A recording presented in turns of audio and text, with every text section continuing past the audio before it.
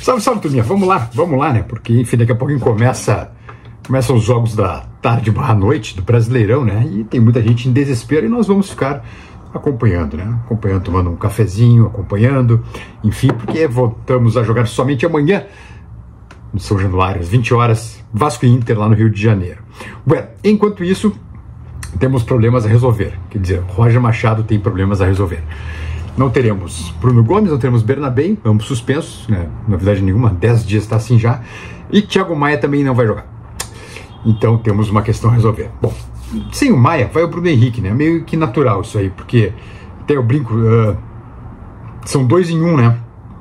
Um joga até os 15 do segundo tempo, que geralmente é o Maia, e o outro joga o restante da partida. Então, geralmente são jogadores que já se revezam ao natural na equipe do Inter durante as partidas. Mas o problema é o seguinte. É verdade que no meio campo volta o Fernando, pelo menos isso, né? Fernando e Maia abrindo o meio campo, perdão, Fernando e Bruno Henrique abrindo o meio campo. Mas o problema está nos corredores, nas laterais. Não temos Bruno Gomes, que é um cara que fica um pouquinho mais do que o Bernabé, né? Ainda que ataque com qualidade. Teremos a estreia do Bryan Aguirre, que ainda não vimos jogar, e, enfim, acho que por ser primeiro jogo também não se deve criar muita expectativa sobre o Aguirre. Afinal de contas é um cara que está uns 100 dias sem jogar, uma partida profissional, uma partida de competição mesmo, uma partida oficial, né? Desde que ele chegou aqui, ele não jogou, e lá na Argentina, no Lanús, ele vinha lesionado, então deve bater mais ou menos 100 dias aí sem jogar futebol. Então não tenho grande expectativa sobre o Aguirre. Do outro lado, bom, temos a baixa do Bernabé, que, enfim, tanto que é apelidado de Sonic, né, porque não para de correr, e é um cara extremamente agudo, extremamente ofensivo, extremamente agressivo. E aí vamos ter o René, que não é exatamente um lateral ofensivo, né, e que tem alguma dificuldade de jogar pelo corredor. Ele joga, quebra mais pro meio, tanto que teve um jogo, acho que um dos últimos jogos do René como titular do Inter, que o Inter toma um contra-ataque, tendo o René dentro da área adversária, pelo meio da área, como se fosse um centroavante, como se fosse um Alan Patrick, como se fosse um Borré. E aí ele volta correndo para marcar. Até acho que o Inter não tomou gol, não lembro do lance, mas lembro direitinho o René correndo do meio da área do adversário para o campo do Inter de novo. Enfim, as laterais serão um grande problema para o Roger resolver nesta quinta-feira, porque não teremos, por um lado, a qualidade eu não vou dizer, mas não teremos, por um lado, no caso do Aguirre, a frequência, a sequência, o ritmo de jogo, o ritmo de competição, e não tem como cobrar do cara, afinal de contas ele não vinha jogando, ele vinha na reserva, né? E por outro lado, teremos um cara que, eu não vou dizer que é o oposto do Bernabé, mas é muito diferente, né? Um jogador que ataca menos que o Bernabé, que espero que marque melhor, né? Porque o René a gente nunca sabe quando é o dia que ele está de aniversário, e que ataca pelo meio, não exatamente pela ponta. Mas vamos ver o que acontece. Agora, acho que o Inter pode ser um pouco capenga pelas pontas dessa vez, justamente pela troca brusca dos dois, né? Sair os dois ao mesmo tempo, Bruno Gomes e o Bernabé. Mas então vamos ver o que acontece. Espero que tudo corra bem, que o Roger teve tempo para corrigir isso. Corrigir não, para treinar, para trabalhar a Aguirre de um lado e o René do outro. Tempo houve. Então vamos ver como é que as coisas se definem nesta quinta-feira em São Januário. Jogo difícil, jogo duro, e que, puxa vida, 1 ponto já é bom, mas 3 pontos é perfeito. Até porque, no meu entender, o G6 já está definido, está consolidado. Resta agora saber em que posição se fica, e daqui a pouco até se não dá para beliscar mais em cima, né?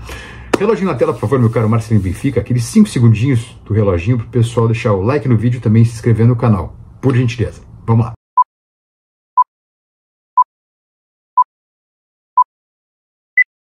Valeu, força, turminha, vamos nessa. Bueno, 2 questões. Uma envolvendo o Bernabé, né? Que, segundo informações de bastidores, o Inter não vai pagar 8 milhões de euros pelo Bernabé. A questão é, vai esperar terminar o ano para ter uma negociação definitiva com a turminha lá do Celtic, com os escoceses, e deve oferecer uma compra de parte dos direitos. Também porque tem muita coisa do empresário. Interessa tal, vai ter leilão. Vamos com calma, também não é tanto assim. Não é tanto assim. E o Bernabé é um jogador caro. E o Inter, pelo que me disseram, não vai pagar 8 milhões de euros. Até porque não tem. Ou se pagar 8 milhões de euros, vai pagar tudo no Bernabé e não contratar mais ninguém. Então, tem isso, o Inter não deve pagar esses 8 milhões pelo Bernabé e tentará pagar parte, metade talvez, ou enfim, regatear aí da forma como for, mas 8 milhões de euros dificilmente o Inter vai pagar pelo Bernabé, até porque não tem. E se tiver, não vai colocar todo o dinheiro no Bernabé, foi o que me disseram nos bastidores. Outro ponto é que em Minas começa a crescer a história do Vargas no Inter.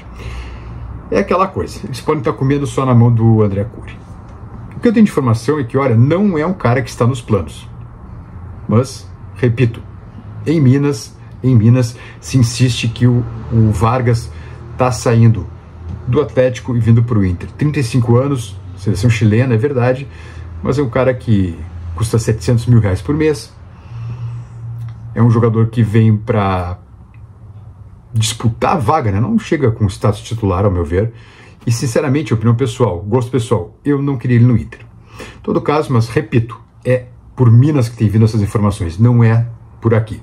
Então, é bem possível que seja uma forçação de barra do André Cury, empresário do jogador, para daqui a pouco até joga no ar para ver a reação dos torcedores do Inter aqui, né, seu Oliver? O Oliver também não quer ele, para ver como a coisa se desenvolve.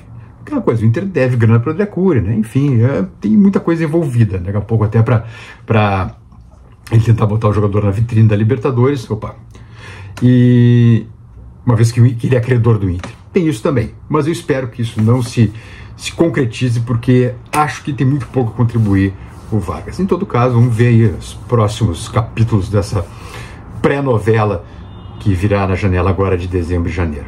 Tá bom, turminha?